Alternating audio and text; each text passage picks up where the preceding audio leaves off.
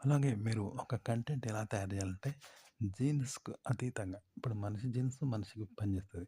మనిషికి పెళ్లి చేస్తే ఏమైద్ది? పిల్లలు పుడతారు. కానీ మనిషికి, జంతువుకు పెళ్లి చేసినా, శృంగారం చేసినా పిల్లలు పుడతారా? పుట్టరు. కాబట్టి దాని జీన్స్ వేరు, మన జీన్స్ వేరు. ఇంకో జంతువు జీన్స్ వేరు, ఇంకో జంతువు జీన్స్ వేరు. వేరు వేరు జీన్స్‌లవి మనకు సంబంధం లేనియి కదా! కానీ ఈ వీటి వీటికి లింక్ కావాలనమాట. ఇప్పుడు మనిషి జీన్స్‌తో మనిషికి ఎట్లా లింక్ అయిందో వాటికి లింక్ కావాలి. మళ్ళా వేరు వేరు సందర్భాలు.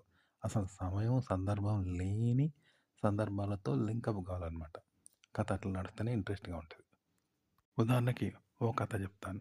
ఒక గరీబ్ వాళ్ళు బండ కొట్టుకునే వడ్డిరోడు. అయితే ఆ ఊర్లో ఉన్న ఇంట్లోనో కట్టుకున్నాడు ఇల్లు అక్రమంగా. కట్టుకుంటే ఆ ఇంటి ఆహ్, ఓనర్ ఉంటాడు కదా! ఆ భూమి ఓనర్ ఏం చేసిండు రెడ్డోడు అన్నట్టు. డబ్బున్నోడు. కోర్ట్‌లో కేసేసిండు.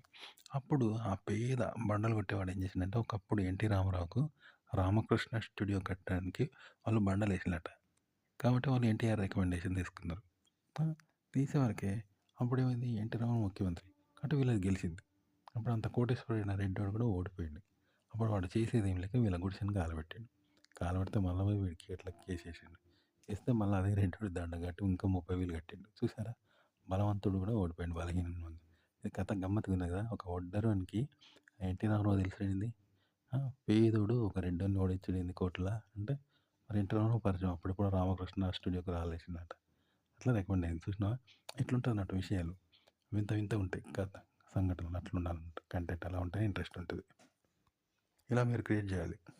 ఉదాహరణకి మనం పురాతన ఈ గ్రంథాలు తీసుకుంటే 'సీత బుట్ట లంక జడ' అన్నారంట. రావణాసురుడికి సీత దొరికింది పొలంలో. దొరికితే జ్యోతిష్యుడు చూసి మంచా చెడా అని అడిగితే 'సీత బుట్ట లంక జడ' అని వచ్చిందట.